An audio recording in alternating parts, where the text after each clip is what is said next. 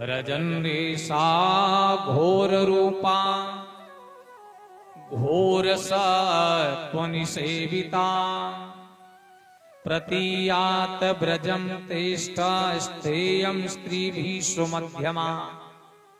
आपको यहाँ पर घर द्वार पति पुत्र छोड़ करके नहीं आना चाहिए। ऐसी स्थिति में आपने पिता पुत्र भाई परिवार सबको त्याग दिया, छोड़ दिया, यहाँ चलिए आइए अर्धरात्रि के समय। देखिए भगवान ने यहाँ पर गोपियों को बड़ा सुंदर उपदेश दिया है। कहा देखो गोपियों, दुःशीलो दुर्भगो वृद्धो जड़ो रोग्यो धनोऽपि वा पति स्त्रीभिर्नहातव्यो लोकेऽप्यसुरपातकी। भगवान कहते हैं गोपियों, पति चाहे जैसा भी हो, दुःशील हो, दुर्भाग्यशाली हो, वृद्ध हो, मूर्ख हो, रोगी हो, धनी हो, निर्धन हो, चाहे जैसा भी वो पति है, लेकिन स्त्रियों का कर्तव्य है कि उस पति को त्याग ना करें, उसका साथ दे। आपत्ति विपत्ति के समय जो साथ में खड़ा रह जाता है प्यारे भाइयों, वही अपना संबंधी कहलाता है, वही घनिष्ठ बन जाता है।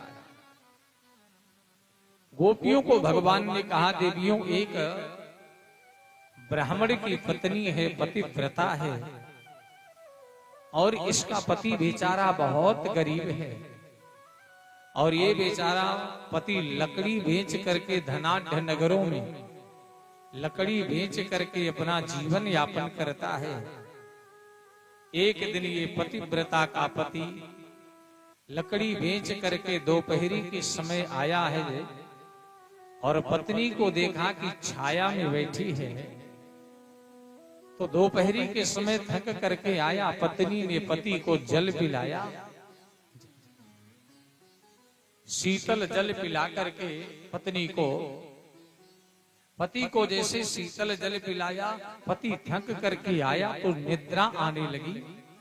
अब पत्नी ने देखा कि हमारे पति को नींद आ रही है, तो पति का सर अपने गोद में रख दिया और पति सो गया। इस पतिव्रता का एक छोटा सा अबोध बालक था। यज्ञ कुंड की लपटें जल रही हैं और ऊपर से दोपहरी का समय था। राजा परीक्षित, ये छोटा सा बालक घुटने के बल चलते चलते यज्ञ कुंड के पास पहुंच गया है। ये पतिव्रता बैठी हुई विचार करती है, अगर बेटे को नहीं बचाऊंगी तो अबोध बालक है, यज्ञ कुंड में जा करके गिर जाएगा, और यदि बेटे को बचाने के लिए जाती हूं तो पति की नींद में व्यवधान हो जाएगा। ये पतिव्रता बेचारी पति के मस्तक को अपने गोद में लेकर के इसलिए बैठी है कि पति की नींद कहीं टूट ना जाए। और प्यारे, देखते देखते ये छोटा सा बालक यज्ञ कुंड में जा करके गिर पड़ा, और जब यज्ञ कुंड में गिरा तो यज्ञ की लपटें और तेज होने लगी। अब ये पतिव्रता रो भी ऐसी रही है बैठ करके कि जोर से रोने लग जाऊंगी तो पति की नींद टूट जाएगी। और महाराज, आजकल की पत्नियां अगर पति सो रहे हैं तो कान में जाके इतना जोर से चिल्ला देगी जैसे जरूर उठ जाए। और यहाँ पर ये आज देख रहे हैं बैठ करके रो रही बेचारी, रोते रोते जब इसके नेत्र के आंसू इसके पति के मस्तक पर गिरे हैं तो पति की जैसे निद्रा भंग हुई, नींद टूटी है, देखा तो पत्नी रो रही है। कहा देवी तुम क्यों रो रही हो? कहा स्वामी, हमारा जो छोटा सा बालक था ना, वो यज्ञ कुंड में जाकर के गिर पड़ा है, घंटों हो गया, और यदि आपकी आज्ञा हो तो अपने बेटे को देखने के लिए चली जाऊं। पति ने कहा तू पागल हो गई है, घंटों से हमारा बेटा यज्ञ कुंड में गिरा है और अब भी तू हमारे आज्ञा की प्रतीक्षा में बैठी है। पति और पत्नी दोनों दौड़ करके यज्ञ कुंड के पास में पहुंचे हैं और देखा तो यज्ञ कुंड के मध्य में बैठा हुआ यह छोटा सा बालक यज्ञ के गोलों के साथ में क्रीड़ा कर रहा है, खेल रहा है।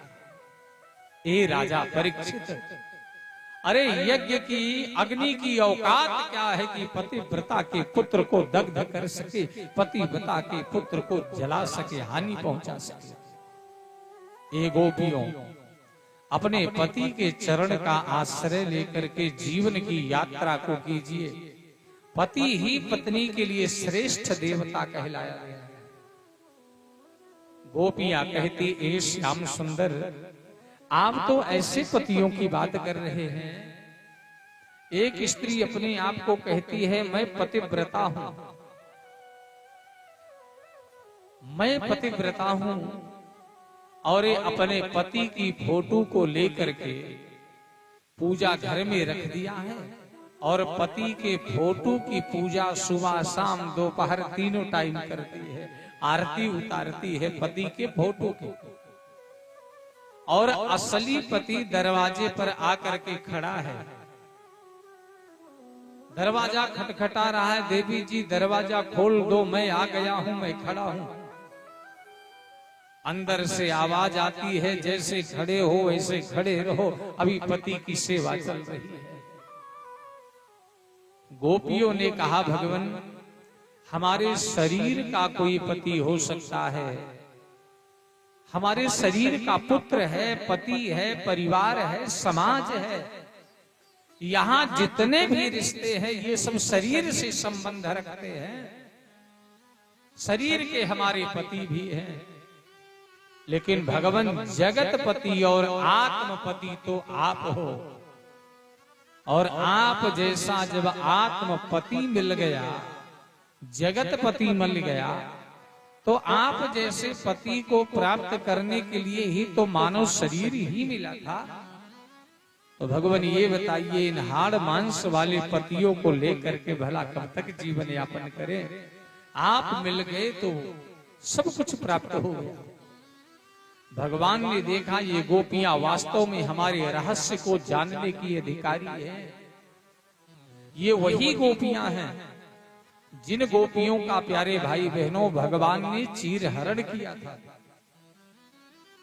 ये वही गोपियां हैं और चीर हरण किया था, माया का हरण हो चुका है, देह गेह की सत्ता से ऊपर उठ चुकी है।